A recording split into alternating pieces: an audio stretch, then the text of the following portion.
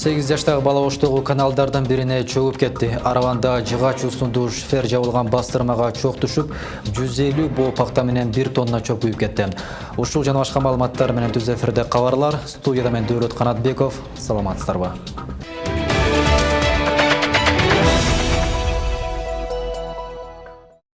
Оштогу каналдагы сууга 8 жашар бала чөгүп кетти. Бул тууралуу шаардык ички иштер башкармалыгынан билдиришти. Маалыматка ылайык, бала үйүнүн жанындагы каналга түшүп кеткен.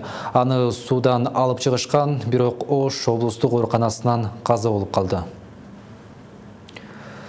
Ош областына караштуу Араван районунда жыгач усунду шифер жабылган бастырма күйгөн. Анда анын 40 чарчы метр чатыры, 150 боо пакта сабагы жана 1 тонна чөп күйгөн. Бул тууралуу өзгөчө кырдаалдар министрден билдиришти. Өрт отко этиятсыздык менен мамиле кылуудан улам келип чыккан. Ошондой эле Ысык көл областына караштуу Тоң районунун Ак Өлөң айылында камыш өрттөндү. Маалыматка караганда Кырсык айылдын Боз бармак тилкесинде болгон. Анын кесепетинен ачык аянтта 2 гектар кураган чөп, камыш күйгөн. Азыркы учурда өрттүн келип чыгуу себептери такталууда. Быйыл Токтогул суу сактагычына былтыркыдай суу ашыгы менен толбойт. Бул тууралуу биринчи вице-премьер-министр Кубатбек Боронов Республикада журт фракциясынын жыйынында билдирди. Анын айтуусунда өлкөнүн негизги суу чөйчөгүнө апрелде 13,6 миллиард суу толот деп божомолдонгон, бирок суу андан көбүрөөк. Кубатбек Боронов быйылдан башталган кургакчылык 3-4 жылга чейин созулушу ыктымалдыгын муну мурдагы жылдагы тажрыйба көрсөткөндүгүн белгиледи. 2018-жылы Токтогул суу сактагычына 19,3 миллиард куб метр суу толгон. Суу сактагыч 20 миллиард куб метрге чейин суу батыра алат. Кыргызстанда кайрадан жарандардын мүлкүн жана кирешесин легализациялоо боюнча кампания өтөт. Бул тууралуу экономика министринин орун басары Дастан Кадыров билдирди. Анын айтымында жарандар өзүнүн мүлкүн ыктыярдуу легализациялай алат. Эгер жарандын мүлкү 70 миллион сомдон ашпаса, андан салык алынбайт. Бул суммадан ашса, мамлекетке 1% же 700 миң сомду төлөшү керек болуп калат. 1 миллион доллардан 10 миң доллар алынат. Белгилеп кетсек, мындай кампания 2013 жылы дагы өткөрүлүп, бизнести көмүскөдөн чыгаруу максатын көздөгөн.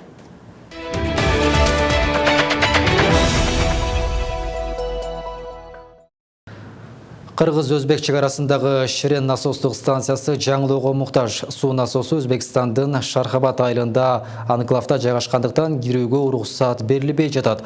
Анын айынан баткендеги 400 гектар аянт какырап сугарылбай турат. Судан түшүлгөн дыйкандардын көйгөйүн аймакта кабарчыбыз Феруза Аскарбек кызы угуп кайткан. Бул какыраган тала Баткен районунун Бозадыр айылындагы 700 элдин үлүш жерлери. 30 жылдан бери суунун жоктугунан бул аянт иштетилбей калган. Анын айынан жергиликтүүлөрдүн басымдуусу соода тармагына өтүп кетишсе, айрымдар чет өлкөгө кетүүгө аргасыз болушкан. Менде почти 1 гектарга чейин жерим бар, бирок ошонун 20 сотигини иштетем. Суу болсо куруп калат болом. Анын калган үлүш жайларыбызга суу жок жатат. Onu işlese biz как положено немесini беребиз. Налогunu төлөйбүз. Мисалы 70 жылдан бери почти жок бу суу. Шонун бери көнүп калганбыз биз мисалы базардан эптеп тириликти өткөзөбүз энди. Мындай көйгөй Суу башы айыл өкмөтүндөгү Кара Токой айылында да бар. Суу таңкыстыгы СССР жоюлгандан тарта башталган. Анткени айылдарга Өзбекстандын Шархабад анклавында жайгашкан Ширеч насостук станциясы аркылуу суу тартылчу. Бирок ал өлкө эгемендүүлүк алган жылдары айыл өкмөттүн балансына өтөт. Тынымсыз суу тартып иштетүүгө айыл өкмөттүн алы жетпей, насостор эскире баштаган. Азыр эки суу тартуучу насостун бири иштебей, бири күн сайын оңдоп түзүүнү талап кылат. Суу жетпейт да. Суу жетпегенин себеби мурда эки насос айдап турган болсо, азыр бир насостагы кээде баягы суу мезгилинде суу тартышсыз болуп калат. Тартышсыз болгон себеби биздин Бозадыр айылы Өзбек Республикасынын Сох району Шархабад айылына чектеш жайлашкан. Биздин биринчи Ширеч насостук станция ошолордун границасында жайлашат. Шархабад айылынан биздин насос 9 километр болсо, 3 километрден ашуу ошол Өзбек Республикасынын Сох району Шархабад айылынан өтөт. Өткөндүктөн бизде баягы суу уруп келип эзилде кыйынчылыктар туулуп турган. Ошентсе да эскилиги жеткен насос 400 гектар аянттын 30 гектарына суу тартып берет. Ал эми калган аянттар иштетилбей турат. Мындан улам жергиликтүү бийлик тиешелүү тараптарга кайрылып, акыркы 2 айда насостук станция толугу менен жаңылана турган болууда. Региондорду өнүктүрүү жылы деп былтыр айтканда, ошон негизинен көйгөйүңөр эмне дегенде биздин көйгөй негизинен эле суу насос менен ичебиз. Ошондо бизге насос керек дегенде 3 насосту мен жаздыргам. Ошонун бирөөгө келди, экөө жок. Май айында келет деген эле май айы дагы уже бүтүп атат, жок, дайын жок. Не деп сени областын начальниги Мамшар акадан сурасам, азырынча акча каражаты жок экен. Негизинен акча жок болгондон кийин насос жок экен. Бирок болот деген үмүттөбүз, ниет кылып атабыз. Союз убагында бул үлүш жерлерге Өзбекстандын Шархават айылынан насостук станция менен секундасына 900 литр суу тартылып турган. Эгерде кайрадан жаңылана турган болсо, секундасына 600 литр куб суу тартылат. Анткени Өзбекстандын Кыргызстанга тартылып келгенче 250 литр суу жоготууга учурайт экен. Фируза Аскарбек кызы, Жыргал Абдыжалил уулу, Ынтымак, Баткен району. 8 класстагы кыздын төрөгөнүнө байланыштуу бул ишке шектүү катары анын 20 жаштагы кошунасы кармалды. Бул тууралуу Жетегүз райондук эмгек жана социалдык өнүгүү башкармалыгынын үй бүлө жана балдарды коргоо бөлүмүнүн башчысы Гүлбара Жанбаева билдирди. Анын айтымында бала менен эненин абалы көзөмөлгө алынган. Кыздын мындан аркы билим алуусуна дагы көзөмөл кылынат. Ал эми Билим берүү министрлигинин маалыматы боюнча төрөгөн кыз марттан бери мектепке келбей калган. Аталган министрликтин адиси Марат Төсөналиевдин билдиргени боюнча апасы кызынын буту сынып Бишкекте дарыланып жаткандыгын айтып, дарыгерден тактама кагаз алып бергендигин кабарлады. 6 май күнү Жетегүз районунда 8 класстын окуучусу эркек бала төрөгөнүн укук коргоочулар кабарлашкан.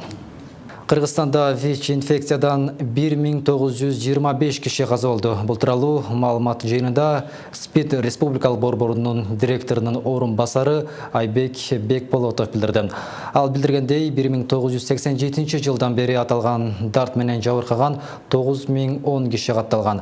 Акыркы жылдары ВИЧ-инфекциядан каза болгондордун саны азаюуда. Бүгүн жеткиликтүү дар-дармек бар, мындан улам бейтаптар узак жана татыктуу жашай алышат, деди Айбек Бекболотов. Кыргызстанда кирешеге салык 6 эсе төмөндөтүлөт. Бул тууралуу экономика министринин орун басары Дастан Кадыров билдирди. Учурда тиешелүү мыйзам долбоор өкмөттө каралууда. Мындай чара эл аралык соодага кеңири жол ачууга жана кыргызстандык жеке ишкерлерге тышкы рынокко чыгууга мүмкүнчүлүк берет. Кирешеден алынуучу салыкты 10%дан 3%га чейин түшүрүү сунушталууда. Ал эми дивидендтерге төлөм 0%ды түзөт. Натыйжада бюджетке төлөнүүчү жалпы салык болгону $150 теңелип калат. Бул азыркыдан 6 эсе аз. Сиздер кабарлардын кезектеги чыгарылышына назар салдыңыздар. Дагы башка маалыматтар Ынтымактын өздүк сайтына дагы жайгаштырылат. Сайтыбыздын дареги Ынтымак Чакеткейжи. Алдыда ауа райы тууралуу маалымат бар. Саламатта калыңыздар.